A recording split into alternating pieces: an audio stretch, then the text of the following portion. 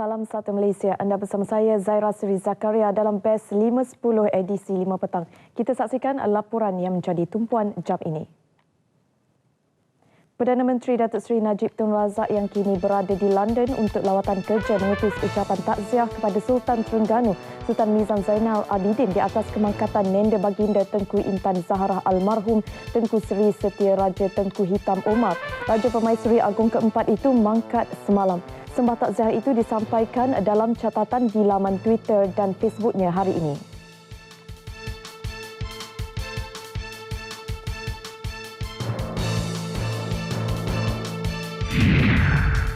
Pelan Pembangunan Pendidikan Malaysia Pendidikan Tinggi 2015-2025 dijangka diumum pada Mac depan. Ia bertujuan mentransformasi dan meningkatkan standard pendidikan tinggi negara.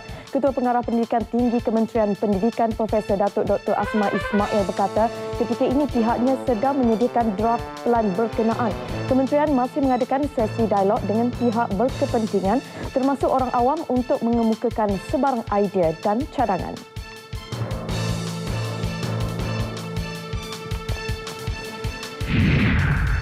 Warga wilayah Persekutuan Kuala Lumpur, Putrajaya dan Labuan diminta mengibar bendera wilayah Persekutuan bagi menyemarakkan semangat cintakan wilayah Persekutuan sempena Hari Wilayah pada 1 Februari ini. Menteri Wilayah Persekutuan Datuk Seri Tengku Adnan Tengku Mansur berharap semua warga di wilayah Persekutuan mengibarkan bendera di bangunan kerajaan, rumah kediaman, bangunan komersial, jalan protokol serta tiang lampu.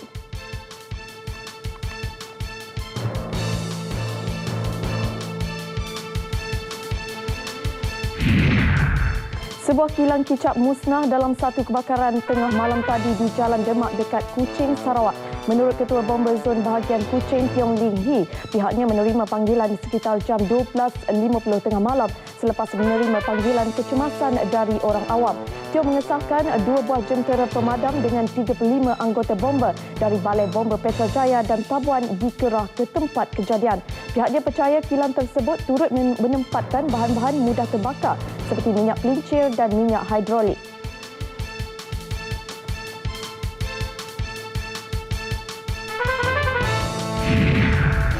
Baiklah sedikit laporan luar negara.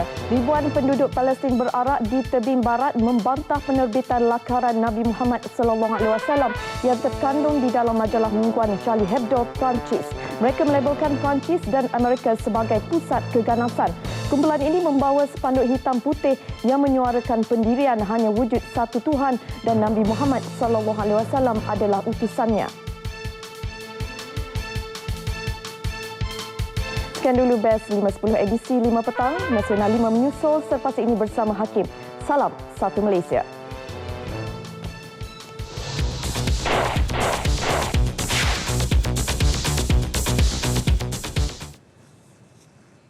Assalamualaikum dan salam Satu Malaysia. Saya Muhammad Hakim Nasir. Ini Nasional 5 Fokus Utama 25 Januari 2015. Genap sebulan banjir besar Pantai Timur perlu masa untuk kembali pulih. Dan kerugian infrastruktur asas akibat banjir dijangka terus bertambah. Dan belum waktunya PAC panggil 1MDB perjelas masalah kewangan. Dan juga langsung seketika nanti bersama Abang Muasili Abang Abdul Samad di Sarawak. Tidak ketinggalan laporan lintas langsung dari Sabah bersama Alicia Douglas. Semuanya selepas ini.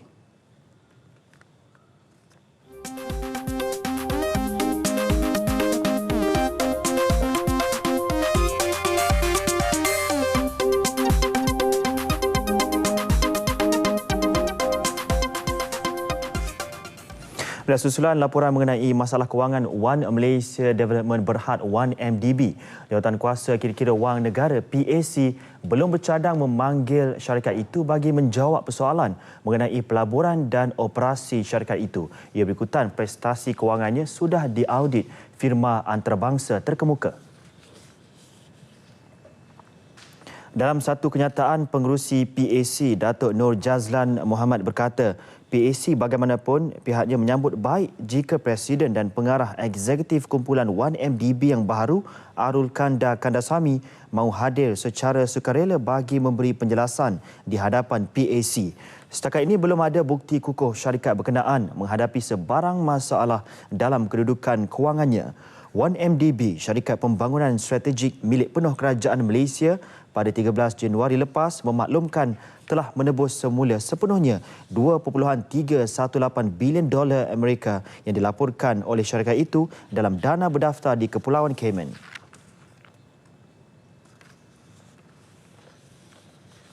Cadangan Kerajaan Negeri Pulau Pinang untuk melaksana pilihan raya pihak berkuasa tempatan PBT disifatkan sebagai tamak kuasa.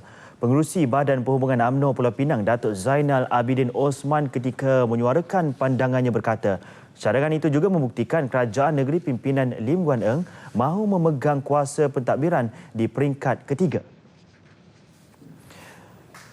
Menurut beliau, pilihan itu tidak sesuai diadakan kerana boleh menimbulkan pergolakan kuasa dalam pentadbiran dalaman dan tindakan mendedahkan PBT kepada hal ehwal politik sebenarnya turut menggadai masa depan pengurusan pentadbiran negeri. Isu pilihan raya PBT menjadi polemik hangat apabila DAP ingin melaksanakan cadangan itu di Pulau Pinang selepas ia dimangsuhkan Kerajaan Persekutuan pada 1976. Cadangan itu bagaimanapun ditentang pelbagai pihak termasuk rakan sekutunya PAS yang mendakwa pelaksanaan pilihan raya PBT itu akan mencetuskan insiden rusuhan kaum seperti peristiwa 13 Mei 1969.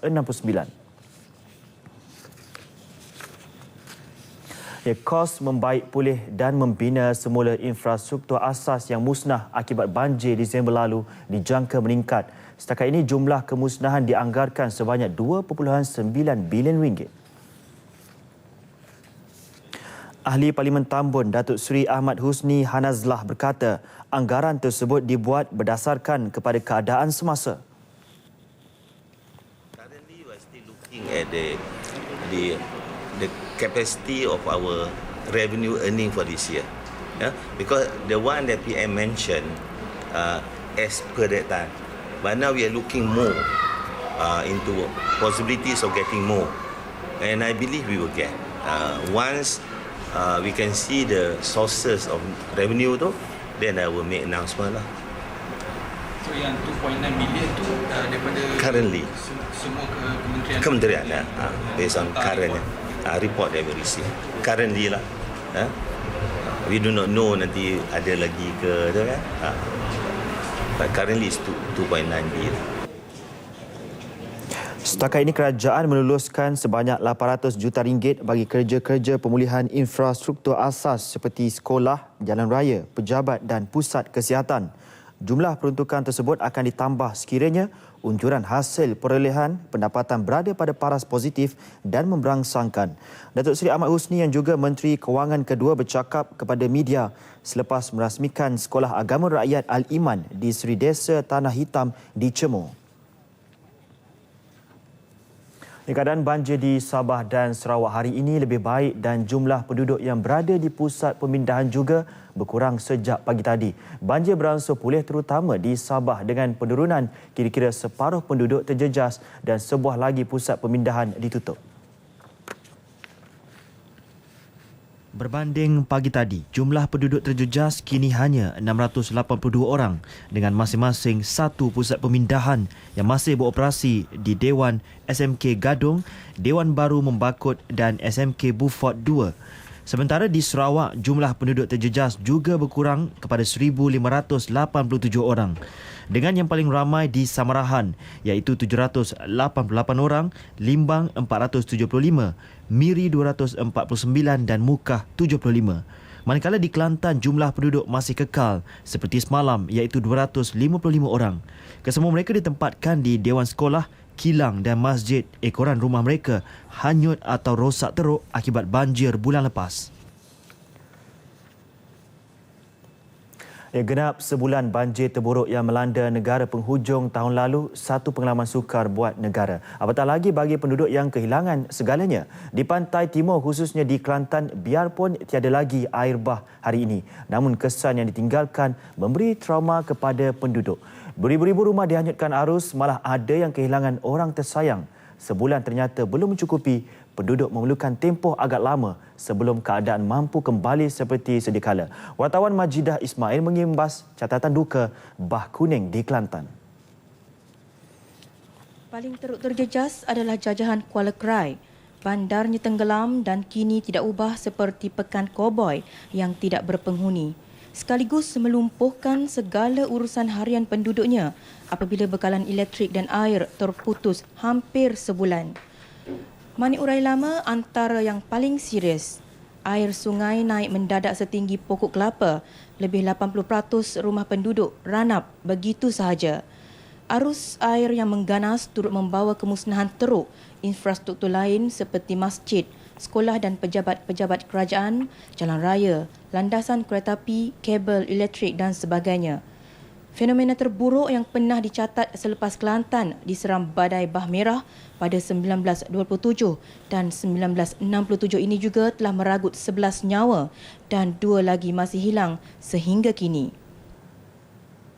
Fenomena banjir luar biasa yang melanda Kelantan khususnya di Kuala Krai baru-baru ini memang sangat tragis, dan apa yang dapat disaksikan di kampung ini saja hanya tinggal sebuah rumah ini yang tinggal dan yang lain-lainnya lagi tiga biji rumah hanyut terus di bawah arus.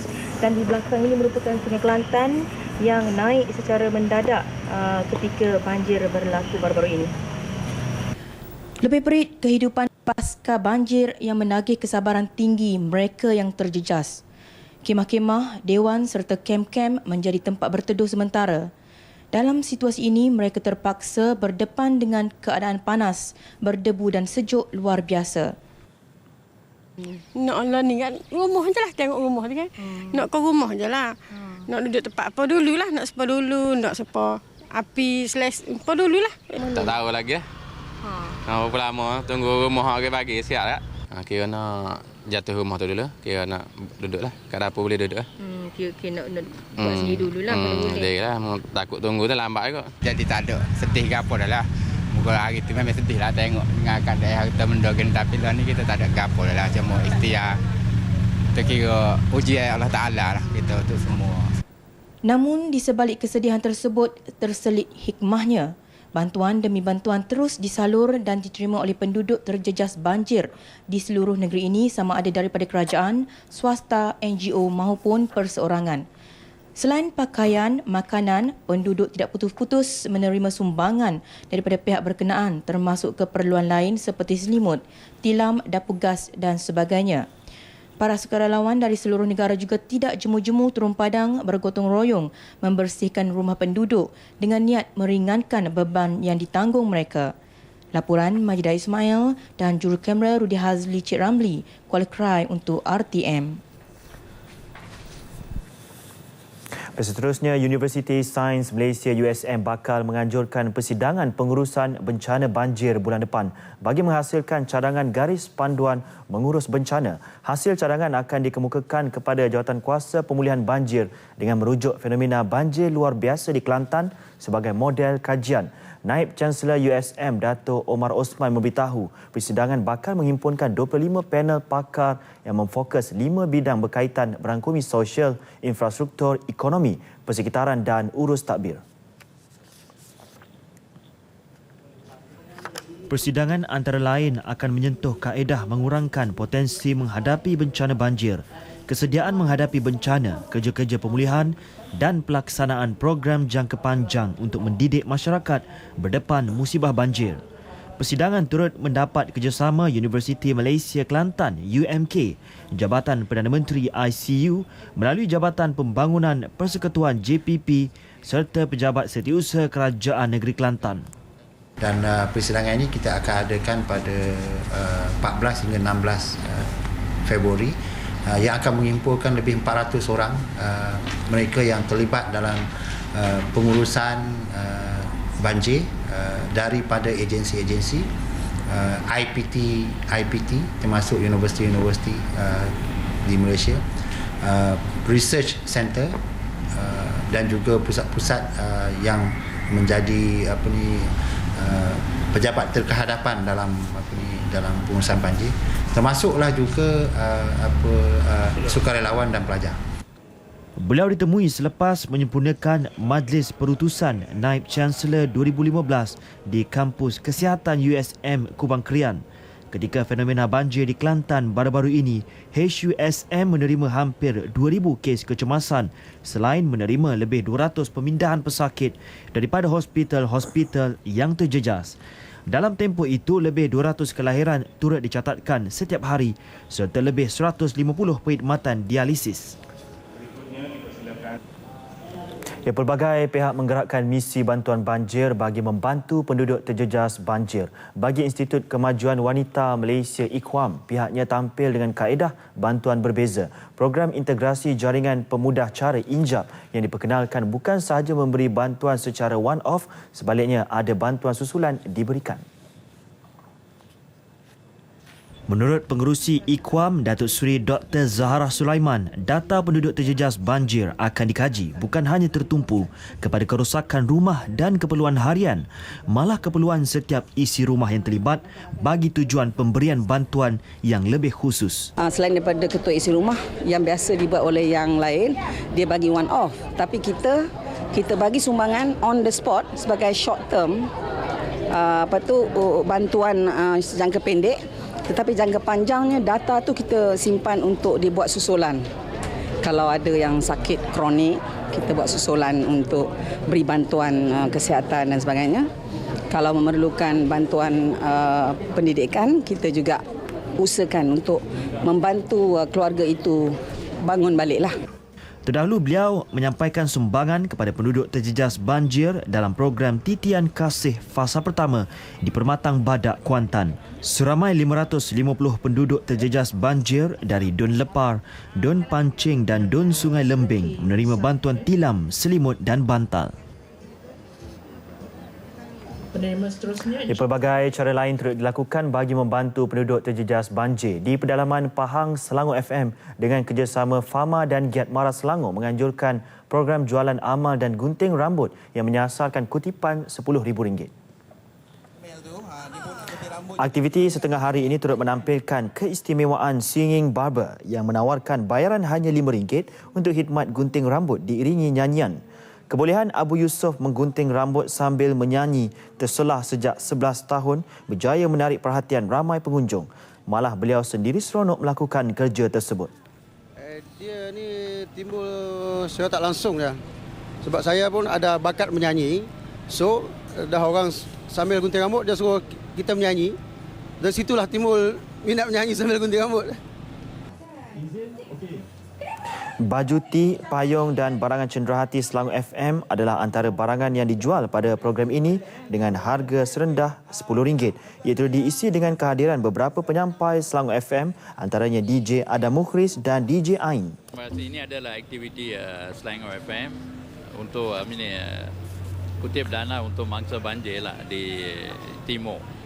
So kita cadangan api negeri Pahang lah, kawasan pendalaman. So kita nak buat ni, DJ kita suggest, kita punya gimmick itu kita panggil Singing Barber.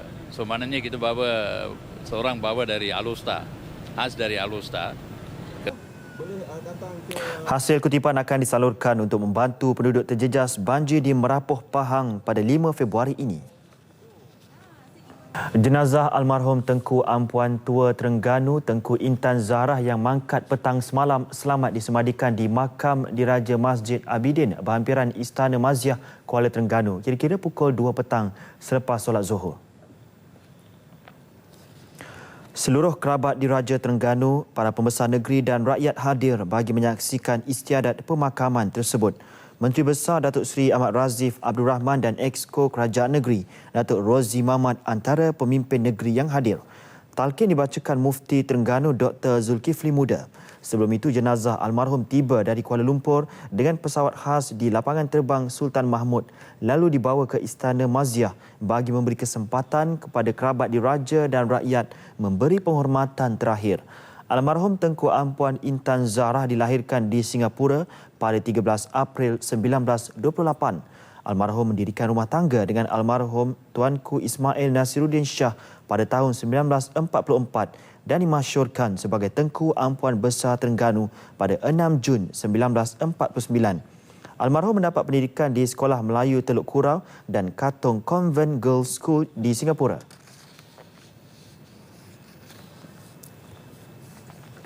Sementara itu, Perdana Menteri Datuk Seri Najib Tun Razak yang kini berada di London untuk lawatan kerja turut mengutus ucapan takziah kepada Sultan Terengganu, Sultan Mizan Zainal Abidin di atas kemangkatan Nenda Baginda. Penyelenggaraan 2 kapal selam Scorpion akan dilaksanakan sepenuhnya dalam negara sebaik infrastruktur refit di Teluk Sepanggar, Kota Kinabalu siap dibina. Projek terbabit sekaligus dapat menjimatkan kos dan masa penyelenggaraan. Wartawan Muhammad Yunus Muhammad Noor yang mengikuti rombongan Kementerian Pertahanan ke Labuan melaporkan.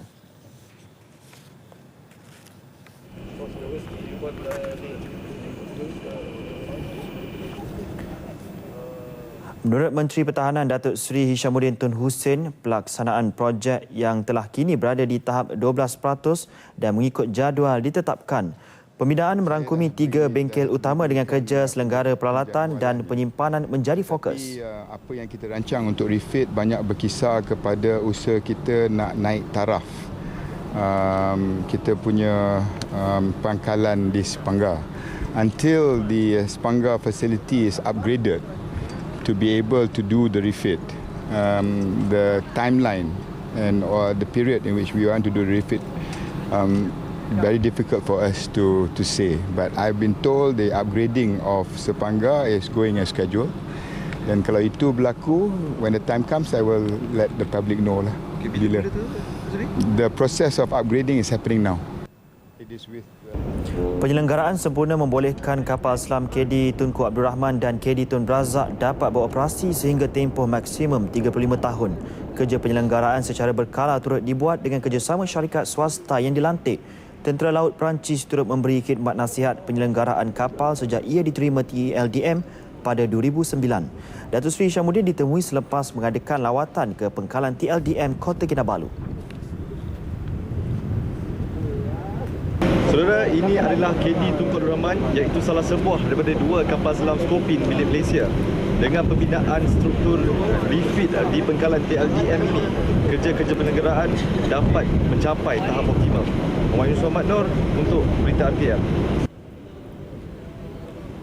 Kematian akibat denggi di Pulau Pinang terus meningkat mendadak untuk tempoh 2 tahun berturut-turut. Menyaksikan 11 kes kematian dicatat tahun lalu berbanding 7 kes tahun sebelumnya, iaitu peningkatan 45.5%. Pengerusi Jawatankuasa Pertanian dan Industri Asas Tani, Pembangunan Desa dan Kesihatan Negeri, Dr. Afi Bahardin menyifatkan situasi itu sangat membimbangkan termasuk 2 kematian terbaru yang dicatat minggu pertama tahun ini. Malah sehingga 17 Januari lepas sahaja, sebanyak 247 kes denggi dilaporkan, iaitu peningkatan 152.04% berbanding 98 kes bagi tempoh sama tahun lalu. Tahun lepas, Pulau Pinang mencatatkan 3,141 kes demam denggi, iaitu peningkatan hampir 200% berbanding bilangan dicatatkan pada 2013. Terdapat 4 lokaliti hotspot, iaitu di Jalan Lim Yeo Tun, Flat Batu Lancang dan Taman Free School di daerah Timur Laut serta Taman Seri Janggus di daerah seberang Perai Tengah. 2 lokaliti wabak tak terkawal pula di Taman Teguh dan Flat Hamna di daerah Timur Laut.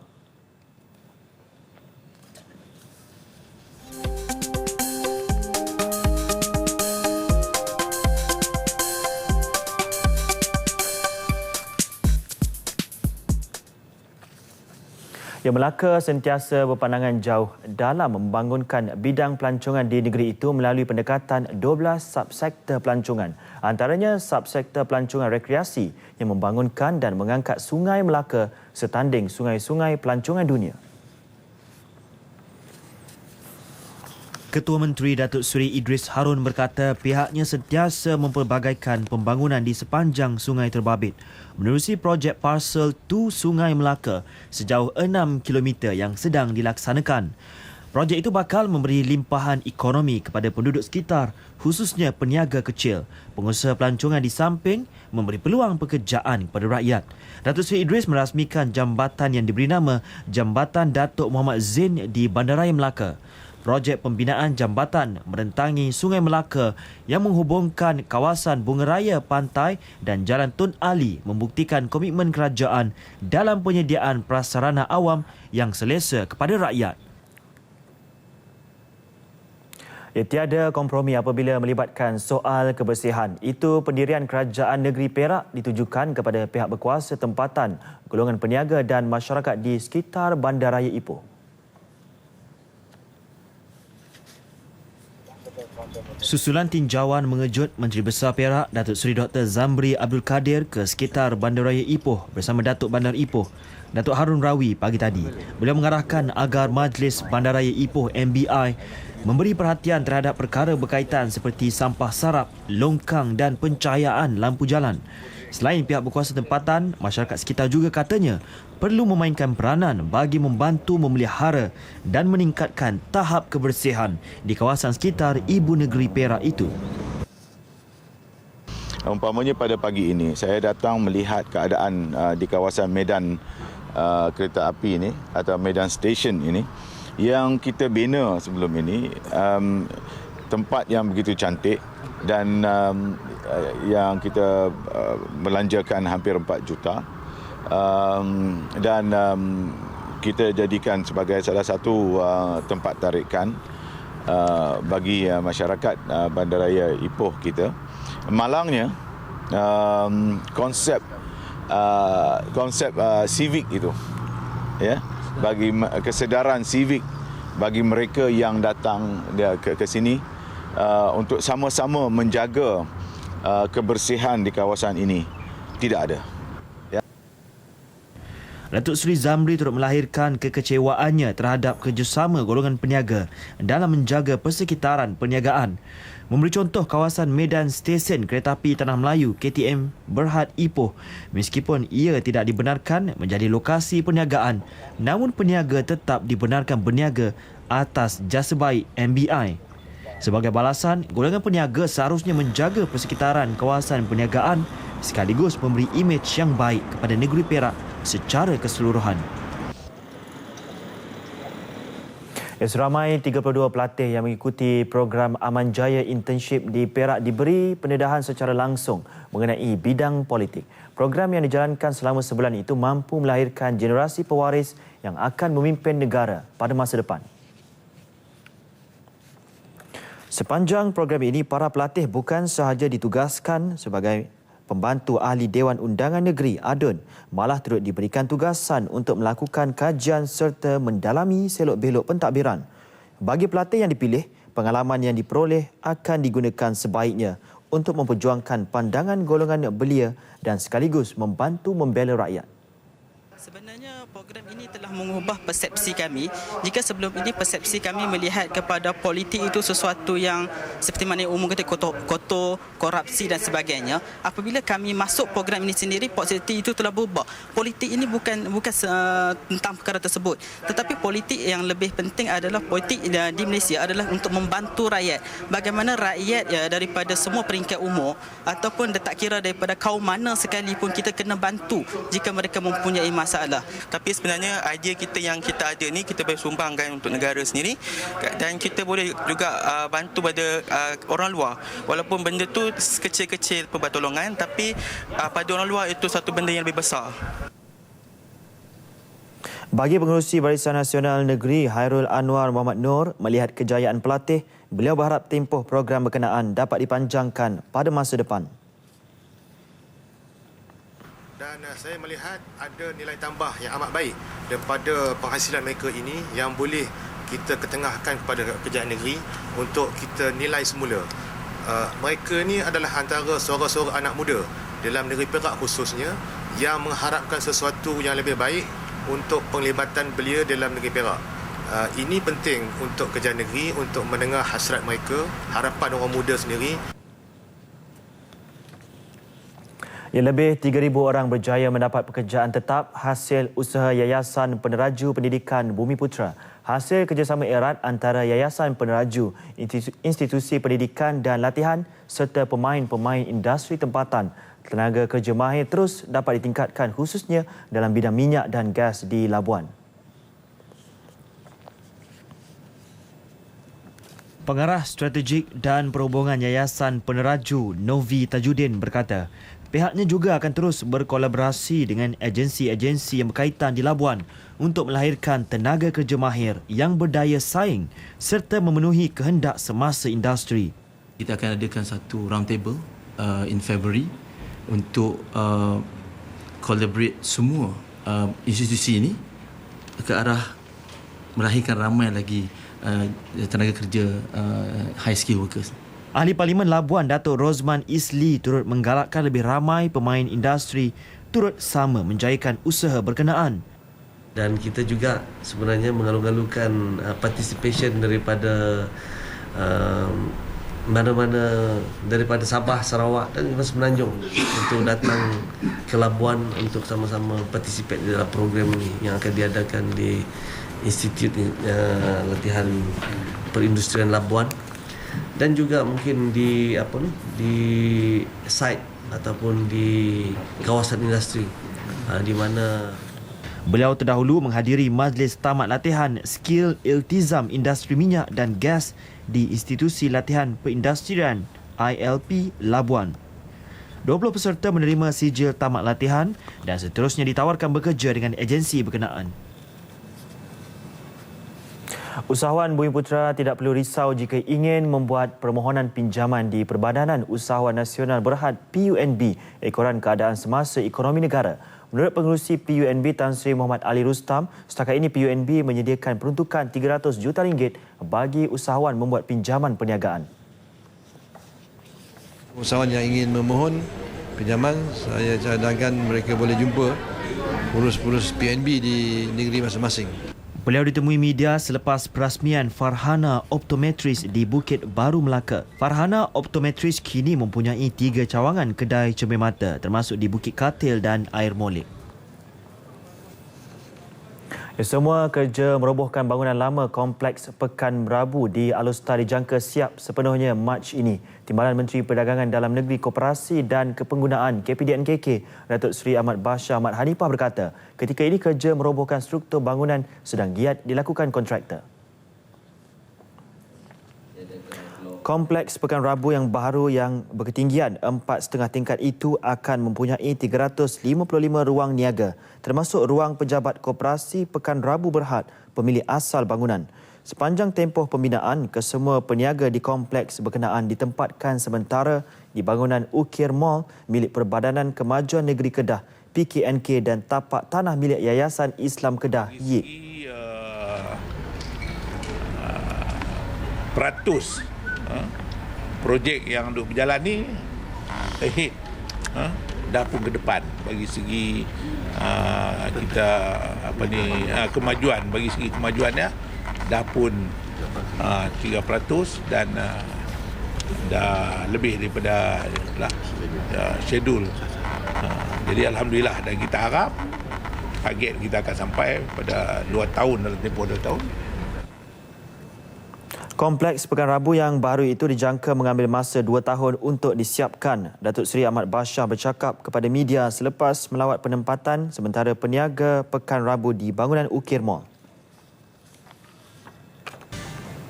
Baik tumpuan, seterusnya beralih kepada laporan langsung dari Sarawak dan Sabah. Rakan penyampai Abang Muasili, Abang Abdul Samad di Sarawak telah bersedia dengan laporan penuh. Ya, silakan.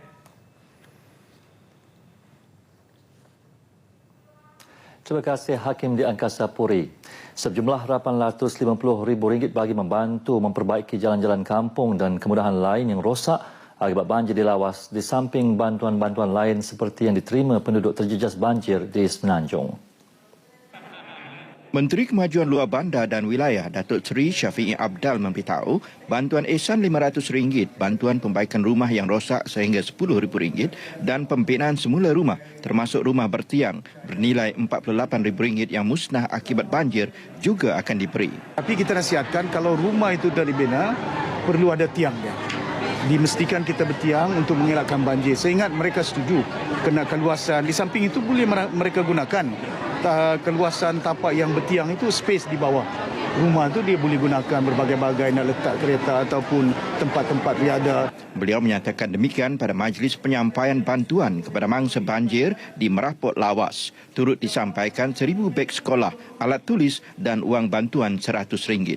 Terdahulu Datuk Seri Syafiee turut melawat dan menyampaikan bantuan kepada mangsa banjir di Dewan Kampung Kukut Bedford.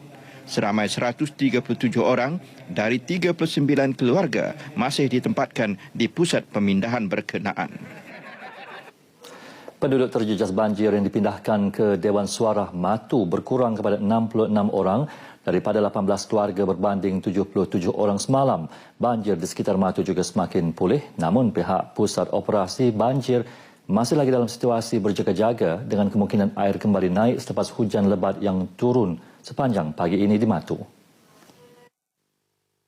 Hari ini Ahli Parlimen Igan Datuk Wahab Dollah turun melawat pusat pemindahan banjir Matu dan turut menyumbangkan bekalan makanan dan minuman untuk petugas dan sukarelawan. Pegawai Daerah Matu Abdul Samad bin Muhammad Sharif ketika ditemui RTM memberitahu Sekolah Kebangsaan Beruan Mapal dan Sekolah Kebangsaan Kampung Pergau Matu akan dibuka esok. Dengan itu hanya 7 buah sekolah yang masih ditutup. Beliau turut memberitahu operasi gotong royong bersama penduduk kampung membersih Sungai Matu dari sampah sarap dan rumput liar akan diteruskan esok. Pengagihan makanan juga masih diteruskan dengan ribuan bungkusan diagihkan ke kampung-kampung di Matu. Pihak tentera, JPAM, bomba dan sukarelawan yang ada di pusat operasi bekerja siang dan malam membungkus, memindah dan mengagihkan bantuan makanan. Walaupun hujan renyai-renyai dan kadangkala lebat masih melanda kebanyakan kawasan di Kuching, penduduk kampung Sinar Budi Lama telah membersihkan kampungnya yang diselaputi lumpur akibat banjir. Pagi tadi lebih 100 penduduk kampung itu bergotong royong membersihkan jalan yang diselaputi lumpur setebal setengah meter sejak banjir kilat melanda kampung itu Jumaat lepas. Tajuddin Suud, salah seorang penduduk kampung yang ditemui menceritakan harta benda dalam rumahnya yang terletak di tebing sungai Batu Kawah hampir semuanya musnah akibat banjir kali ini. Setiap kalilah asal air naik ujung tahun memang dia naik air. Jadi mana banjir, lumpur semua masuk.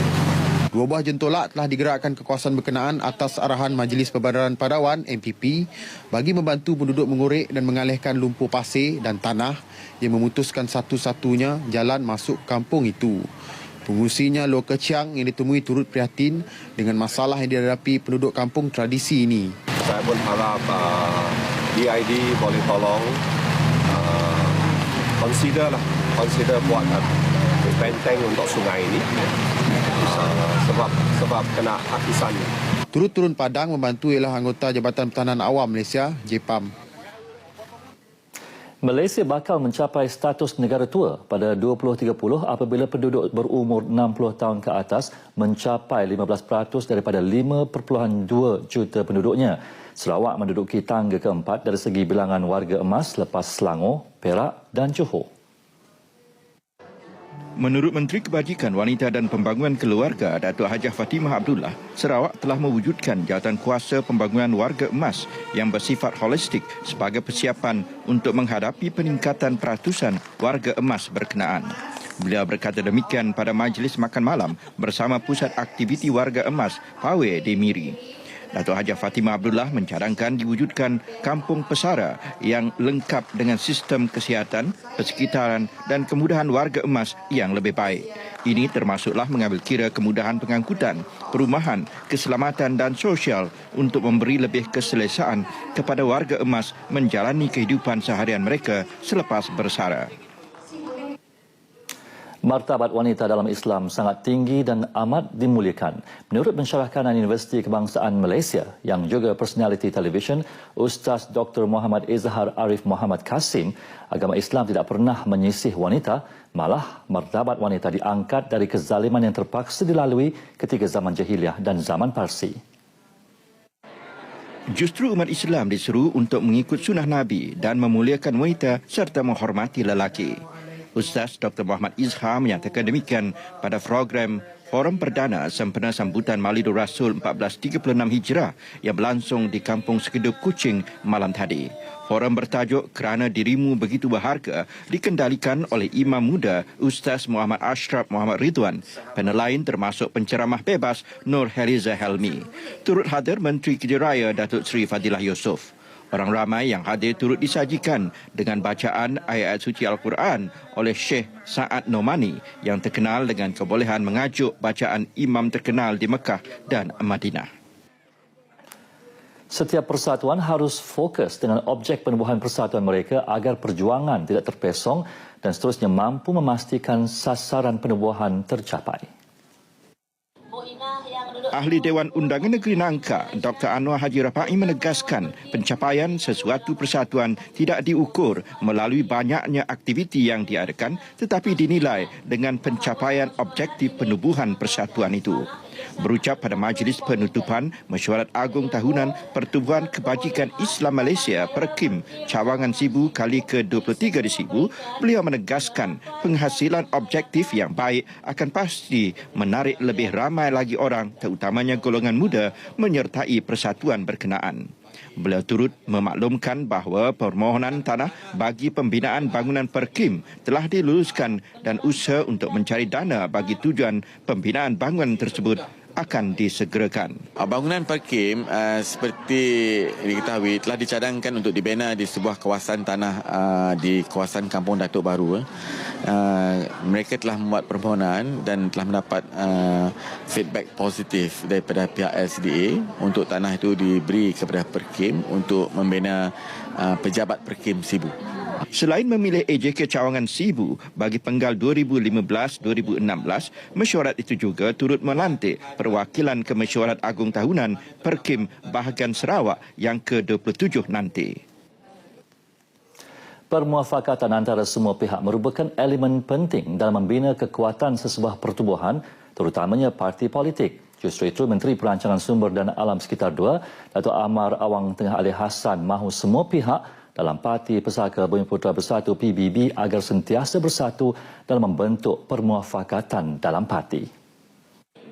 Berucap pada majlis makan malam sempena seminar keusahawanan dan mesyuarat PBB Cawangan Lambir di Miri malam tadi, Datuk Amar Awang Tengah menjelaskan permuafakatan itu termasuk antara ahli jawatan kuasa Cawangan, Ranting, Badan Induk, Wanita dan Pemuda serta didukung oleh komponen Parti Barisan Nasional yang lain. Bagi beliau, siapa yang paling berkuasa serta dominan dan siapa yang harus kemukakan calon-calon pilihan bukanlah perkara utama. Yang lebih penting ialah siapa yang mampu menstabil serta membawa transformasi kepada negeri dan negara ke arah pembangunan untuk rakyat. Setakat ini dahulu laporan dari Sarawak untuk lintas langsung Nasional 5 pada petang ini. Seterusnya kita bersama Agnesia di Kota Kinabalu.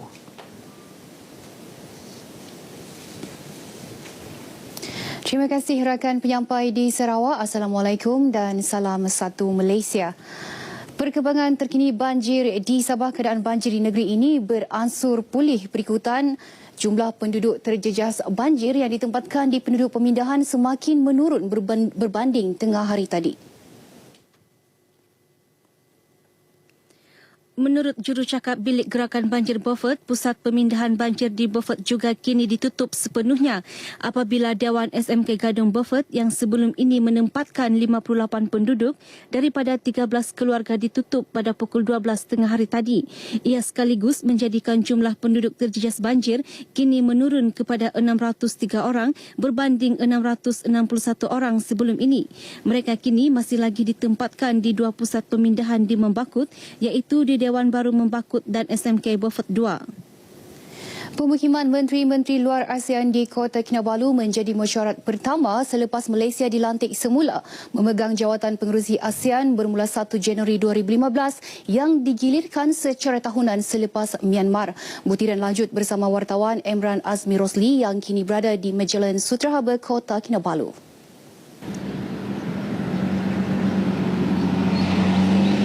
Terima kasih Anicia Daulus di studio berita RTM Kota Kinabalu. Saya Emran Azmi Rosli berada di The Magellan Sutra Resort bagi memberikan perkembangan persiapan bagi menghadapi pemukiman Menteri-Menteri Luar ASEAN yang akan diadakan pada 27 dan juga 28 Januari ini.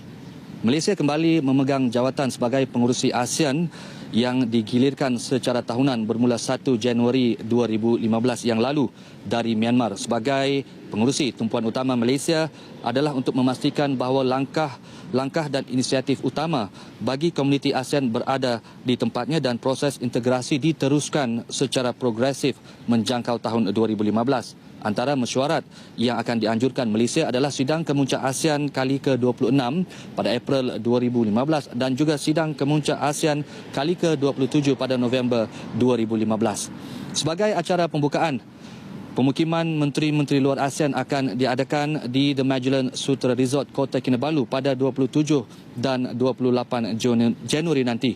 Pemukiman itu adalah yang pertama dalam siri mesyuarat Menteri-Menteri Luar ASEAN dan mesyuarat lain yang berkaitan ketika Malaysia menjadi pengerusi bagi tahun 2015.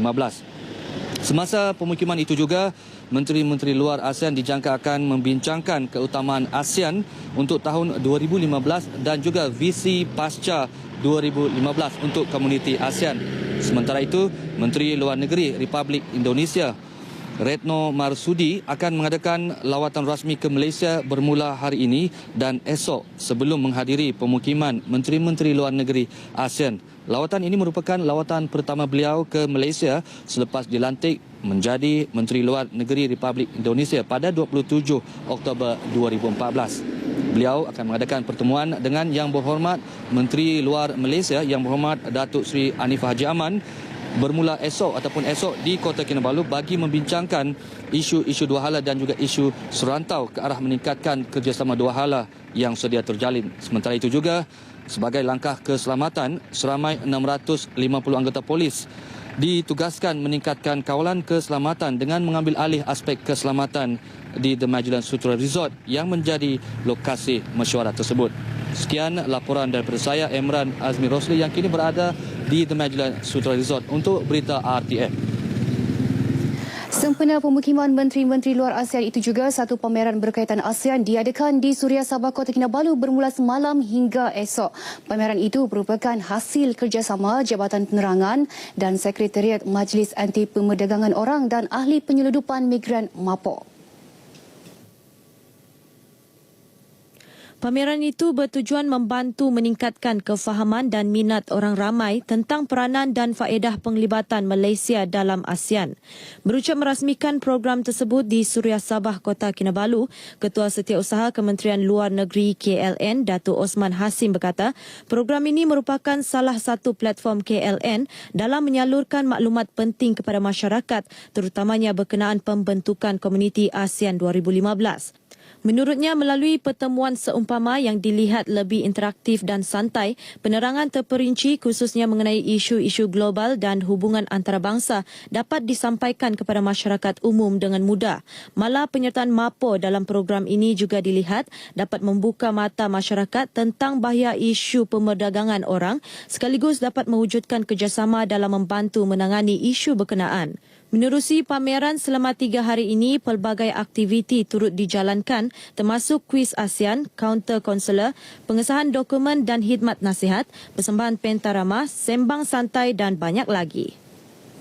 Sekian laporan dari Sabah, kembali kepada rakan penyampai di Angkasa Puri, silakan. Terima kasih Anicia dari Sabah, dan kita ke laporan seterusnya. Pelbagai barangan dan peralatan bernilai kira-kira RM66,000 dirampas hasil ops catut yang dijalankan Kementerian Perdagangan Dalam Negeri, Koperasi dan Kepenggunaan KPDNKK di Kedah sejak 1 Januari lalu. Timbalan Menterinya Datuk Seri Ahmad Bashar Ahmad Hanifah berkata, sepanjang tempoh berkenaan sebanyak 74 kes dicatat melibatkan pelbagai kesalahan. Antara kesalahan yang dilakukan termasuk tidak meletakkan tanda harga serta menaikkan harga barang. Jangan ambil kesempatan daripada keadaan sekarang. Jadi kita nak supaya mereka membantu. Walaupun kadang-kadang barang ialah keperluan lebih daripada bekalan, jangan ambil kesempatan.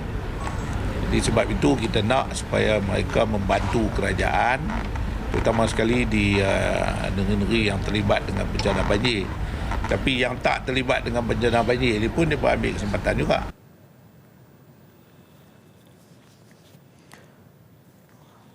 Pegawai penguatkuasa KPDN-KK akan ditempatkan di seluruh negara bagi memastikan peniaga mematuhi peraturan yang ditetapkan.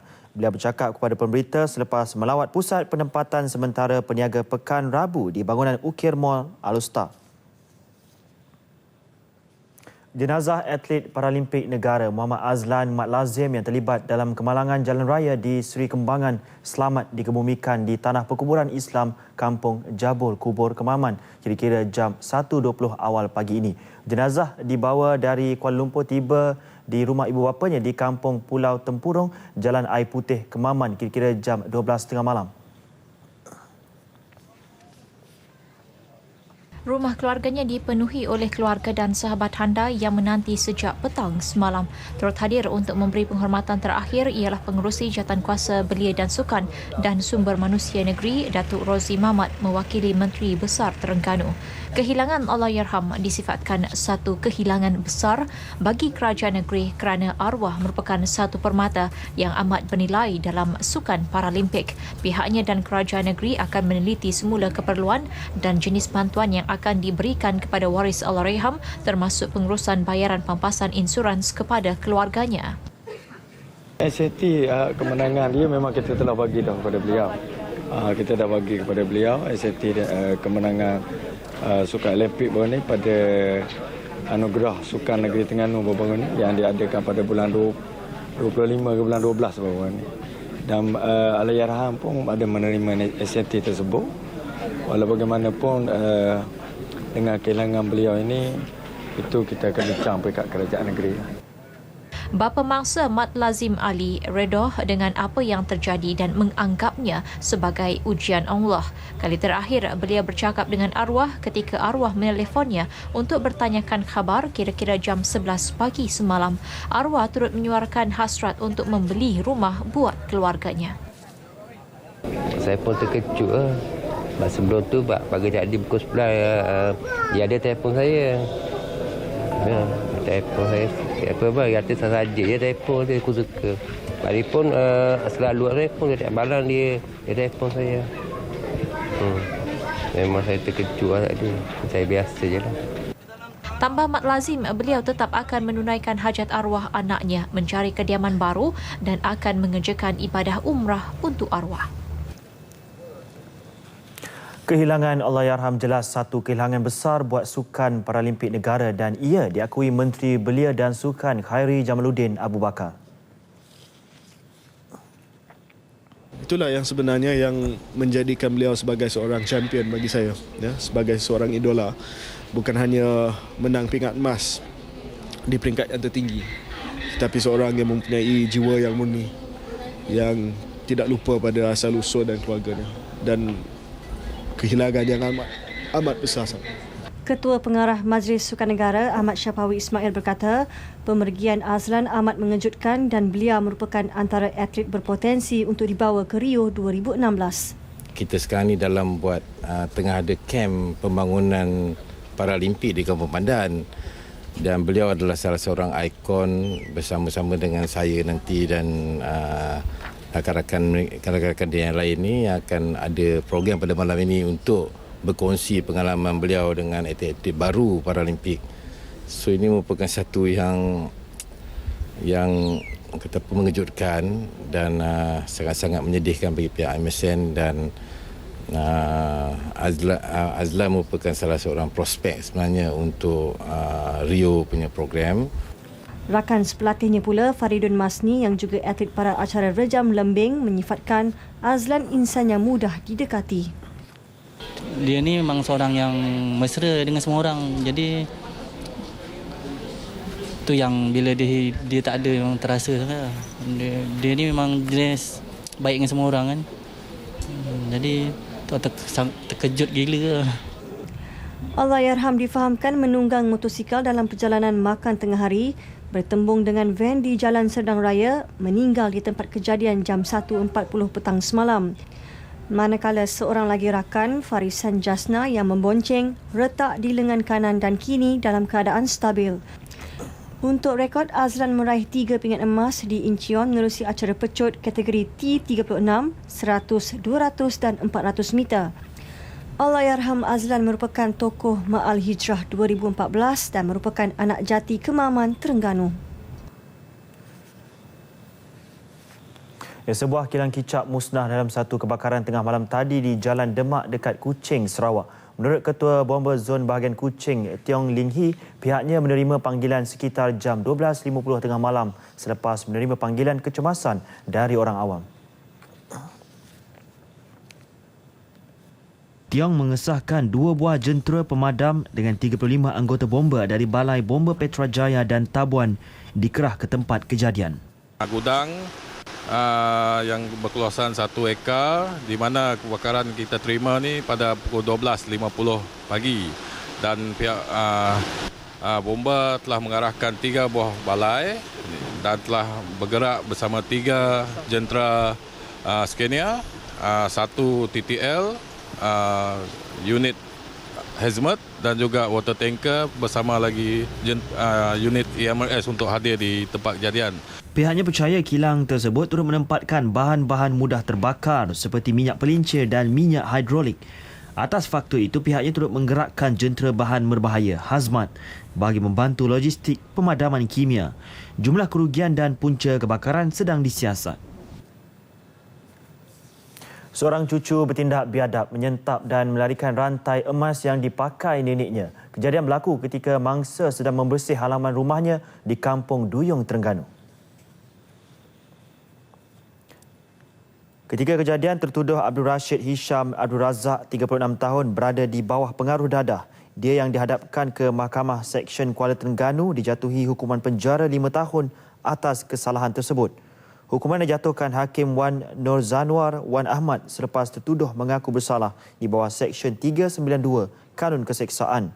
Mengikut fakta pertuduhan, tertuduh pada pukul 4.20 petang 3 Januari lalu merompak dengan menyentap rantai emas bernilai RM15,000 yang dipakai neneknya. Ekoran kejadian itu, mangsa yang terjatuh mengalami kecederaan dan dibawa ke klinik berhampiran sebelum membuat laporan di Balai Polis Daerah Kuala Terengganu. Tertuduh sebelum ini turut mempunyai beberapa rekod jenayah dadah serta melakukan ugutan jenayah. Impian seorang pelajar tingkatan 2 untuk menyambung semula sesi persekolahan selepas diberhentikan Ogos tahun lalu akhirnya tercapai. Hasil inisiatif Gabungan Pelajar Melayu Semenanjung GPMS Kedah dan Jabatan Pendidikan Negeri, adik Nur Erni Amira Mat Zalani, 14 tahun, memulakan persekolahan di Sekolah Menengah Kebangsaan Seri Pantai, Kuala Kedah hari ini. Wajah ceria Nur Erni Amira jelas kelihatan sebaik tiba di pintu masuk sekolah pagi tadi. Beliau yang ditemani kakak sulungnya Nur Ati Atikah, 21 tahun dan pengerusi GPMS Kedah Syamsul Baha Abdul Rani kemudian dibawa untuk mendaftar di pejabat sekolah sebelum dibenarkan masuk ke dalam kelas. Seronok, gembira, syok masuk sekolah boleh jumpa kawan-kawan. Sebelum ni memang tak main sekolah kan, macam nak bersepak? Sekolah tak ada nak habis, gerak je sekolah. Mak sakit. Sebelum ini, Nur Erni Amira merupakan pelajar tingkatan 1 di Sekolah Menengah Kebangsaan Kubang Rotan. Namun nasib malang menimpa pelajar ini selepas ibunya, Nur Hasniza Saidin, 38 tahun, meninggal dunia 16 Ogos tahun lalu akibat jangkitan kuman pada paru-paru. Sementara itu, anak keempat daripada 8 beradik ini mengalami kemurungan menyebabkan beliau tidak hadir ke sekolah selama 64 hari. Pendapatan bapanya, Mat Zalani Ismail, yang bekerja sebagai nelayan, jelas tidak mampu menampung kehidupan mereka sekeluarga. Tambahan pula 3 orang adik Nur Erni masih bersekolah di Sekolah Kebangsaan Haji Ismail. Berikutan itu, pelajar yang bercita-cita untuk menjadi seorang guru ini diberhentikan sekolah. Sementara itu, Syamsul Bahar berkata pihaknya prihatin terhadap nasib yang menimpa Nur Erni Amira dan keluarganya yang turut ditimpa kemiskinan. Adik Nur Erni ini adalah salah satu saja daripada kes-kes yang berlaku di sekeliling kita, dan mungkin ramai lagi anak-anak bangsa kita yang menerima nasib yang sama. Jadi pihak GPMS menyeru supaya pihak pemimpin setempat peka, dan kita prihatin, dan marilah kita sama-sama memastikan ramai lagi anak bangsa kita yang mungkin senasib dengan adik Nur Erni untuk mereka mendapat hak pelajaran dan seterusnya dapat mengubah nasib keluarga mereka di masa hadapan. Baik, kita imbas kembali tumpuan utama Nasional 5 hari ini. Genap sebulan banjir besar Pantai Timur perlu masa untuk kembali pulih. Kerugian infrastruktur asas akibat banjir dijangka terus bertambah. Belum waktunya PAC panggil 1MDB perjelas masalah kewangan.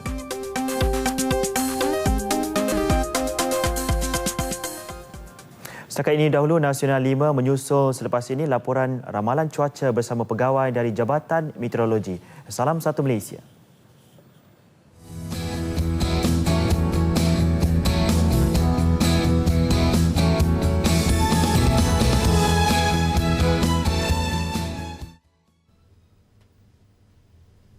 Terima kasih rakan di Angkasa Puri. Assalamualaikum warahmatullahi dan salam sejahtera. Ketika ini, amaran angin kencang laut bergelora kategori kedua masih lagi berkuat kuasa untuk kawasan perairan Kondor, di mana ia dijangka akan berlarutan sehingga esok Isnin 26 Januari 2015. Angin kencang dengan kelajuan 50 hingga 60 km sejam dan dengan ombak boleh mencapai ketinggian sehingga 4,5 meter di kawasan perairan ini adalah berbahaya kepada semua aktiviti perkapalan dan pantai, termasuk aktiviti menangkap ikan dan juga perkhidmatan feri. Selain itu, amaran angin kencang laut bergelora kategori pertama juga masih lagi berkuat kuasa untuk kawasan perairan Reef North, layang-layang dan juga Palawan, di mana angin kencang dengan kelajuan 40 hingga 50 km sejam dan dengan ombak boleh mencapai ketinggian sehingga 3,5 meter ini pula adalah berbahaya kepada bot-bot kecil, juga kepada aktiviti rekreasi dan juga sukan laut. Ini dijangka akan berlanjutan sehingga Rabu 28 Januari 2015. Untuk perkembangan cuaca semasa, secara amnya majoriti kawasan di Semenanjung masih lagi berada dalam keadaan cuaca yang cerah. Namun begitu, keadaan cuaca yang lembap sudah mula dicerap terutamanya di sepanjang banjaran Titiwangsa yang melibatkan pedalaman negeri Perak, pedalaman Pahang, pedalaman Selangor, tengah negeri Sembilan, begitu juga di sekitar negeri Johor. Keadaan cuaca lembap ini dijangka semakin beransur-ansur reda menjelang lewat petang ataupun senja ini. Keadaan sebaliknya pula diperhatikan di negeri Sabah dan Sarawak, di mana keadaan cuaca lembap ketika ini dicerap berlaku hampir di kesemua bahagian di negeri Sabah, begitu juga hampir ke semua bahagian di negeri Sarawak kecuali untuk wilayah Persekutuan Labuan, di mana keadaan cuaca lembap terutamanya di barat Sabah ini, begitu juga di sekitar tengah Sarawak ini dijangka boleh berlanjutan untuk sepanjang malam ini. Akhir sekali, bagi anda yang ingin melihat sendiri sebarang nasihat atau amaran yang dikeluarkan oleh Jabatan Meteorologi Malaysia, anda bolehlah mengunjungi laman sesawang kami di www.met.gov.my atau melalui telefon bimbit di m.met.gov.my. Sekian dahulu dari Met Malaysia buat masa ini. Kembali ke Angkasa Puri dan Assalamualaikum warahmatullahi.